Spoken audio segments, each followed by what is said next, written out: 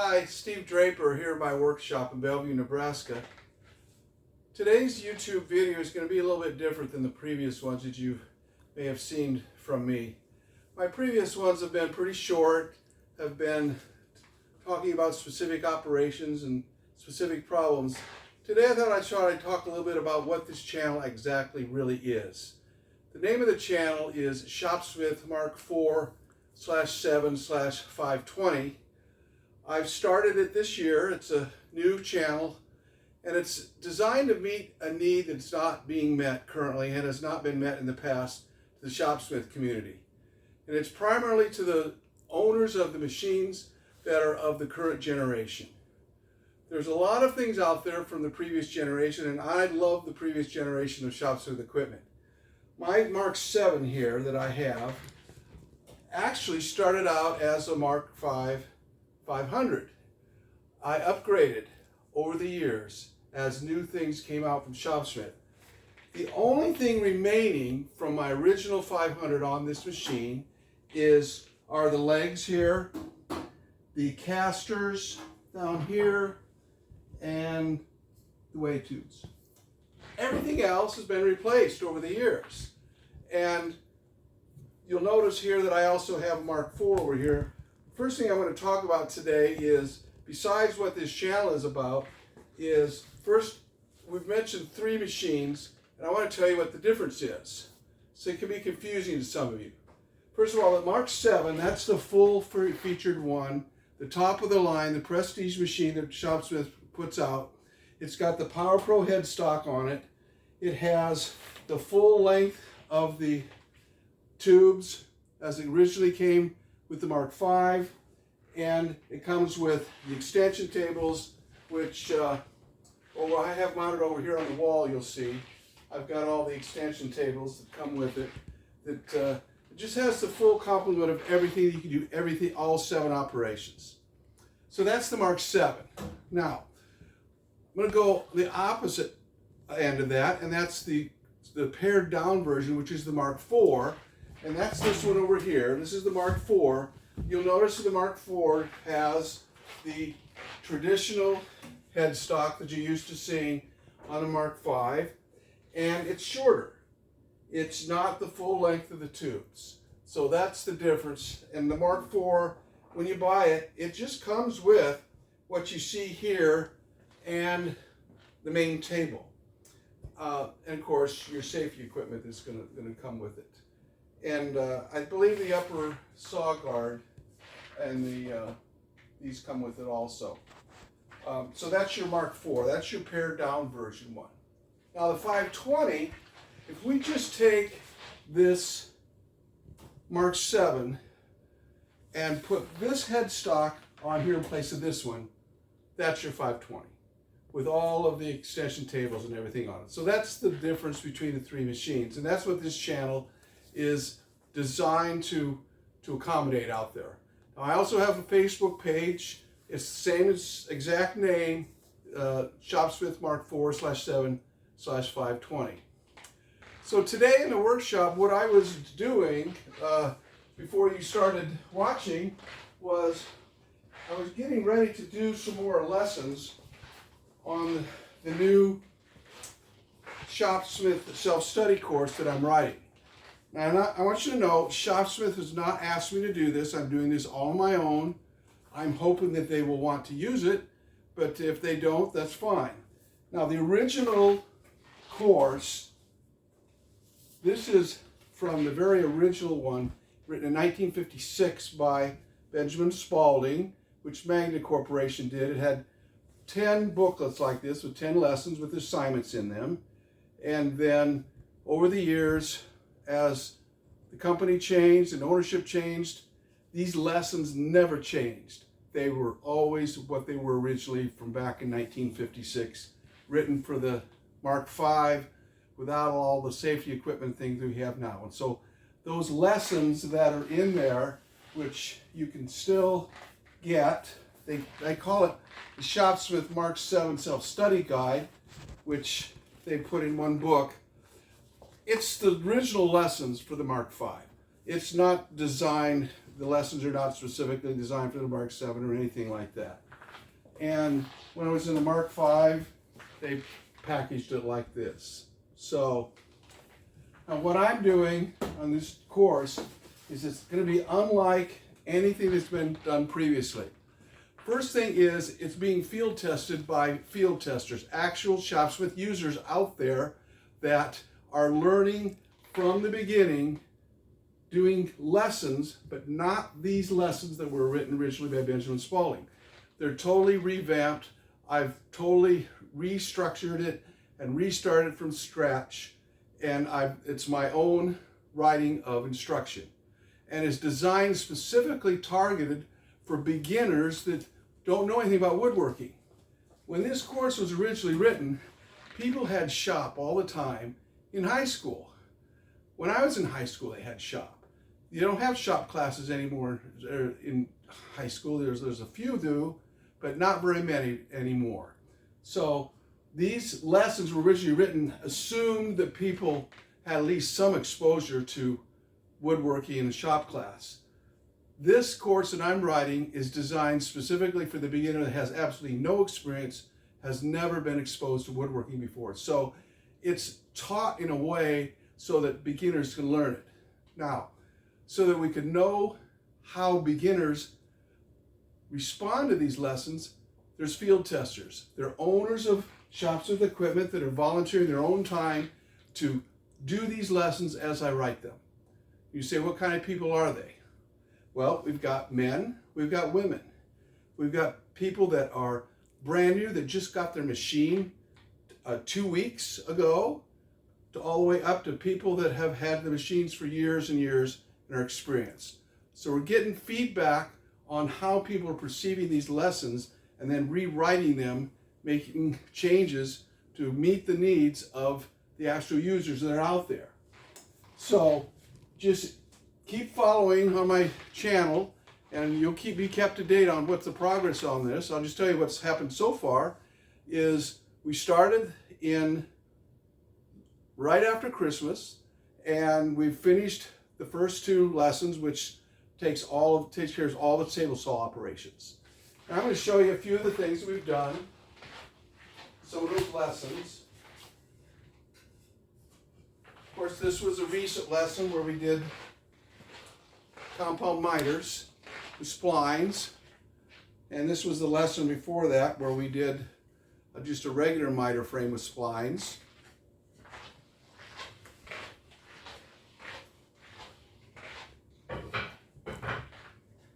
This is what I'm preparing, trying to figure out the best way to teach on doing this one with horizontal boring with a dowel pin joint. This lesson hasn't come out yet, but that's one of the things I'm working on now. This little dado here, that's one of the lessons that was done. The half lap joint, if I take this apart, you'll see that was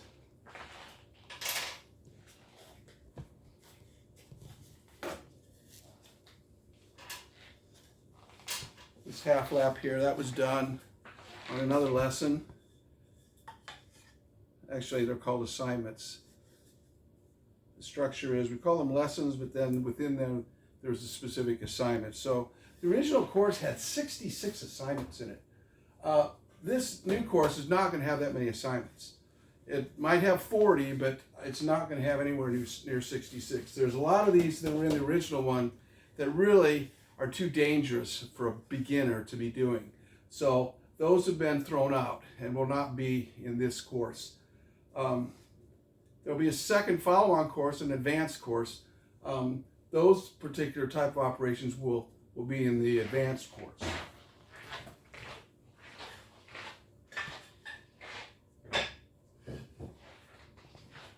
So what I was working on today, when I finished, just before you started watching, was I'm working on the lessons now for horizontal boring and for drill press and for overhead routing operations. And I'm going to show you what these 2 are. These are 2 jigs, which the jigs and fixture lesson that'll be part of the course will have these being made.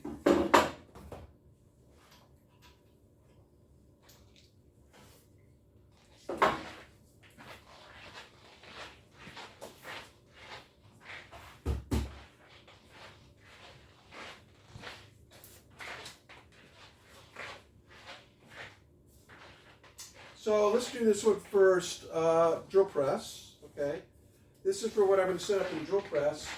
And first I'm going to show you a frustration that a lot of people deal with when they're trying to do drill press operations.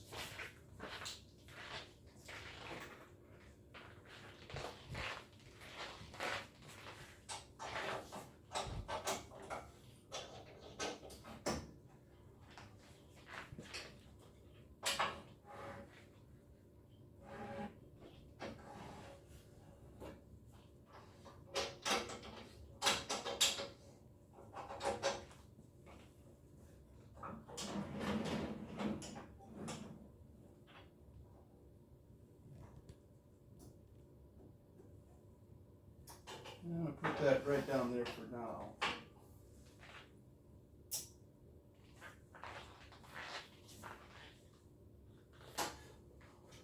So let's drill this, let's put this up in the drill press mode. Make sure that's locked, locked, locked.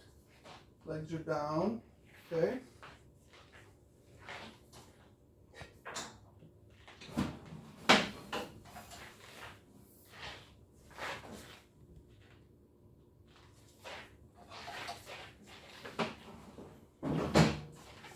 Move this over a little bit.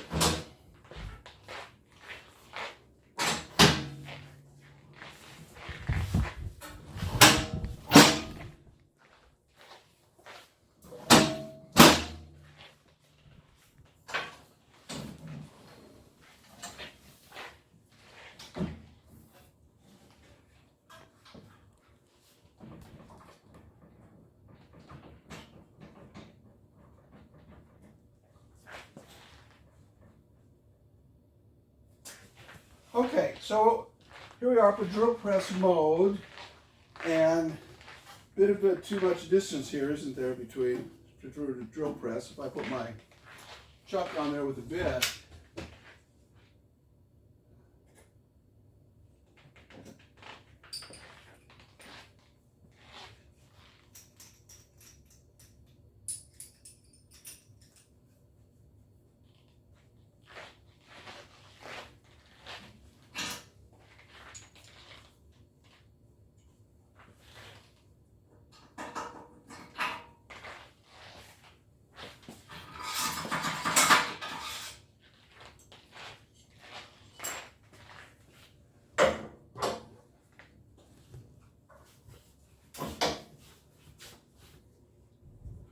for those of you that have 500s or had 500s, remember that your machine had a place to put your 5/32 tool and your chuck key. Well, I've just drilled a hole in the ends of mine so I can do that. That's what that's for. So this is a bit too much. So usually what you end up doing is people struggle to raise this table up.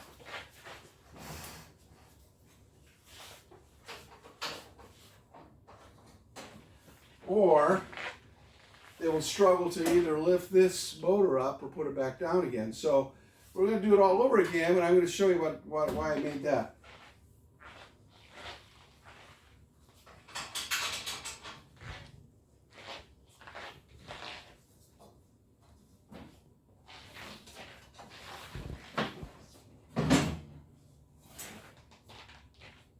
So first thing is I position this to be 12 inches, what I want it to be.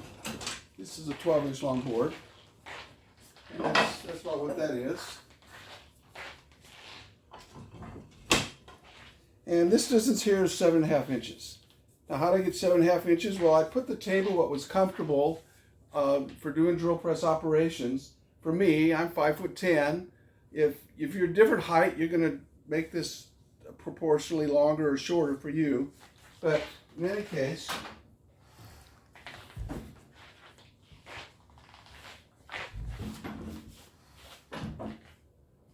get close up on there so you can see that. That just fits right there. I put my carriage all the way up against it and lock it. Now I know that's my perfect height for drill press operations. So when I put it up,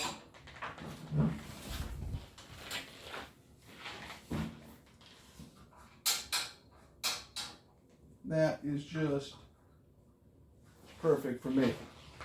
That's where I like to do my drill press operations, is right here. I know your manual says a mid-chest, which is like up here. For me, that's not comfortable. So I have another one when I'm doing routing operations. I do like to have the table up higher, so I've made another one for routing.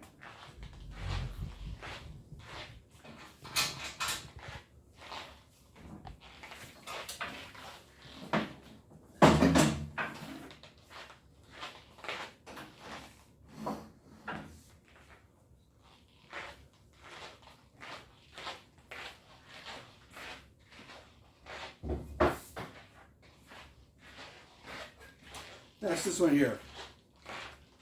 This is 11.5 inches right here. The other one was 7.5 inches.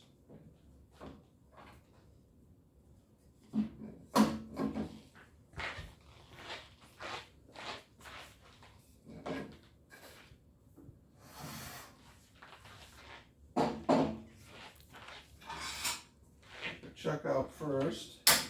Drill chuck.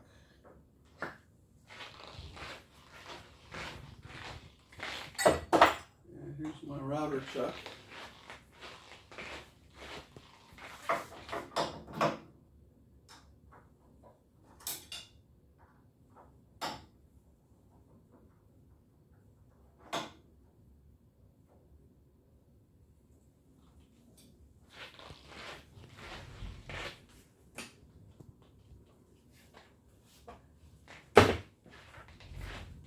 Here's the router bit. This is a 1/2 inch straight 2-flute carbide tip.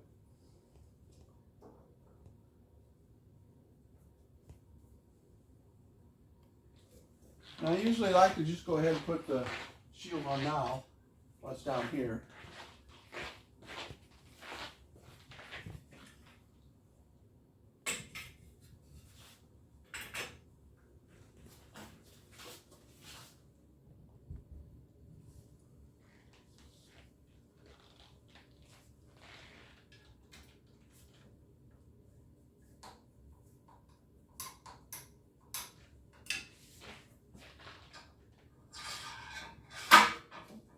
And now we can put this where it needs to go. Which is right there.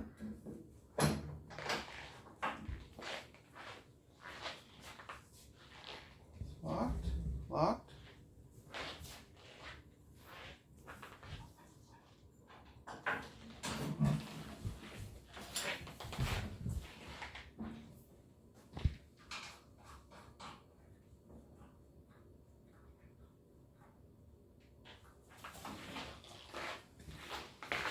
So that for me, that's comfortable for me when I'm doing my routing or my overhead shaping operations. So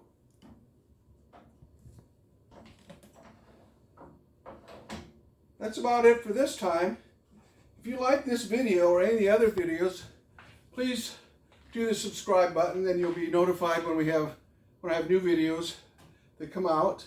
Also, I like your feedback. If there's something that I can do to improve these videos, either through my appearance, my demeanor, my manner, my delivery, what I cover, anything, I'm open to constructive criticisms because I want these to be good enough that you want to watch them. Thanks for watching. Steve Draper, Bellevue, Nebraska.